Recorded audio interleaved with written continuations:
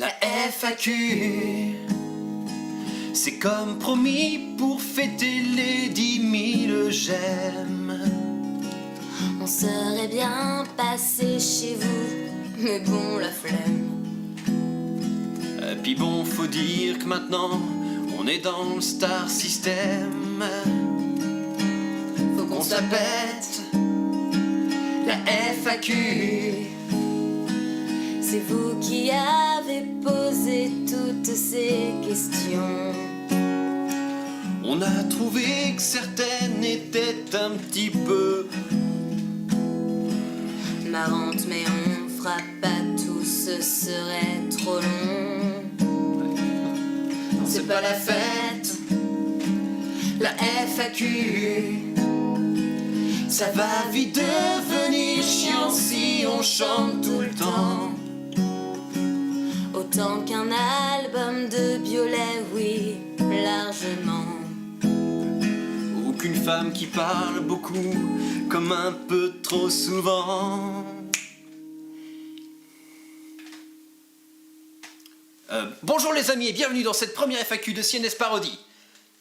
Jingle. Wouh, jingle. Il n'y a pas de jingle. Enchaîne. Alors, première question, Charlie et Stylo, c'est vos vrais prénoms? Non.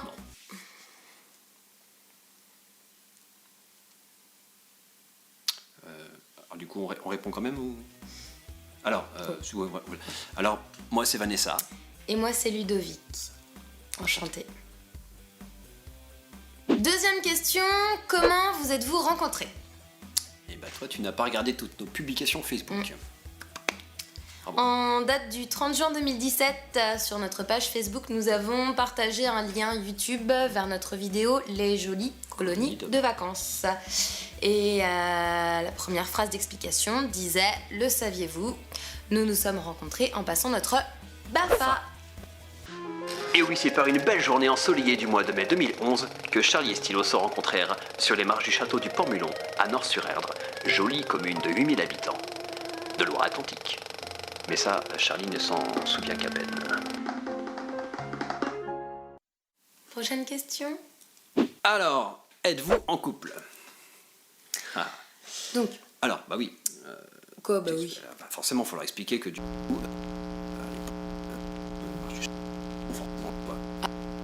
Mais... Ah Viola. peuvent être petits.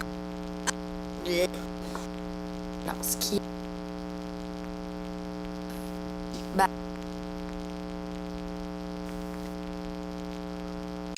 Voilà, du coup, vous savez, mais ça, y a un pensez problème. pas... D'accord. Non, mais ils ont dû... Non, ça doit marcher. Ils ont dû comprendre le truc. Ensuite. Quatrième question, comment vous est venue l'idée de faire des parodies, ma foi, bien écrites, bien chantées et très drôles? Alors, c'est en l'an de grâce 2000. Non, tu la refais pas là, ça saoule. Non, tu peux. Alors, c'est Vincent, c'est ça, hein, qui a envoyé. Donc, il est vexé, ça y est. On tient à préciser, avant que Stylo ne réponde, qu'aucune de vos questions n'a été reformulée. Donc, merci beaucoup pour ces beaux compliments. Merci. Alors, des parodies, moi, j'en écris depuis longtemps. La toute première, c'était une parodie sur Christophe Maé, enfin, d'une chanson de Christophe Maé, que je ne vous chanterai pas là tout de suite parce qu'elle est un peu sale. Car oui, j'ai un humour pipi caca, je l'avoue et je l'assume, enfin pas devant vous. Et puis surtout, on m'a toujours sollicité pour écrire les conneries pour les mariages, donc des parodies en fait, vous voyez. Et puis un jour, j'ai eu l'envie d'en faire quelque chose de plus professionnel et plus sérieux, donc j'ai appelé Charlie pour savoir s'il voulait participer au projet. Moi, ça me permettait d'élargir un peu les possibilités, parce que j'étais un peu limité vocalement, forcément, en étant seul. Et puis, je profitais par la même occasion de son talent, de sa beauté, ça sert aussi. Et surtout de ta connerie, hein? Ah. Oui, ça y est, la dose. Et la première fois que Stylo m'a présenté La Reine des Mers, du coup, qui est notre premier projet de CNS Parodie, c'est lui qui l'a écrite, il était pas hyper rassuré. Ou n'importe quoi. Si, il faut le dire. T'avais envie de me faire rire, Oui, voilà, ouais, pour c'est bien commencer le projet, pour bien m'appâter, et ça a bien marché. En plus, ça m'a charmé parce que c'était sur une chanson de Disney et moi j'adore ça. Et il y avait de la poésie, il y avait de l'humour, donc je me suis sentie assez chanceuse de faire partie d'un nouveau projet quand même original et avec des textes, voilà, c'était bien ciselé. Et ouais, mais bon, enfin, prends pas la patate non plus. Hein. La patate. La patate, c'est. Pourquoi la patate? La patate, c'est quand même. Vous chercherez chez vous ce que ça veut dire. Qui êtes-vous? Comment on dit? La grosse tête, la grosse pour tête, pas la confiance, pour pas... Il y a un mot, un fruit comme ça. Un fruit? Ouais. Le melon. C'est ça. On est passé de prends pas la patate, non, c'est prends pas le melon. Vous voyez ce que je subis moi un petit peu tous les jours? Donc on a enregistré La Reine des Mers du coup, on l'a fait écouter à notre entourage, ça a beaucoup plu. Ouais. Et puis après... C'est vrai qu'il faisait pas beau ce jour-là. Il a beaucoup plu. Pas rendu. Et puis du coup après on a décidé de tourner le clip de La Reine des Mers pour voir ce que ça allait un petit peu donner sur les réseaux sociaux. Et on en est là. Et vu l'ampleur que ça a pris, on a dans la foulée décidé du coup de créer la chaîne YouTube, la page Facebook et puis d'en faire d'autres. Et puis la suite, maintenant vous êtes plus de 10 000 à la connaître. Et du coup, encore une fois pour tout ça, on vous remercie beaucoup. C'est formidable. Alors, 5e question, faites-vous des représentations? C'est pas mal que vous posiez cette question parce que ça va vous permettre de voir un petit peu ce qu'on prépare avec CNS Parodie. Donc actuellement non, on fait pas de représentation avec CNS Parodie. On fait des parodies musicales, on fait des sketchs qu'on met sur la toile. Et en fait l'idée c'est de voir un petit peu les réactions, voir si ces idées elles seraient assez fédératrices pour monter un projet, un spectacle en fait, qu'on pourra faire mais plus tard. Voilà, c'est l'idée. Ça, par contre, on est quand même sur scène régulièrement puisqu'on est musiciens et chanteurs tous les deux, c'est notre métier. D'ailleurs, on partage aussi un duo de cover folk que vous pouvez très facilement, en fouinant un petit peu, trouver sur le net. Donc ça peut vous permettre de nous suivre aussi sur nos projets annexes. Question numéro 6. Qui porte la culotte à la maison? C'est moi. Alors, 7e question, comment vous travaillez, comment vous décidez de la chanson et des textes? J'y vais. La plupart du temps, en fait, il suffit d'entendre une chanson à la radio ou autre, ou de s'en souvenir tout simplement. Et bien souvent, j'ai des jeux de mots qui me viennent, plus ou moins bons. De ces jeux de mots peuvent en découler des thèmes. Si le thème me parle, j'en parle à Charlie.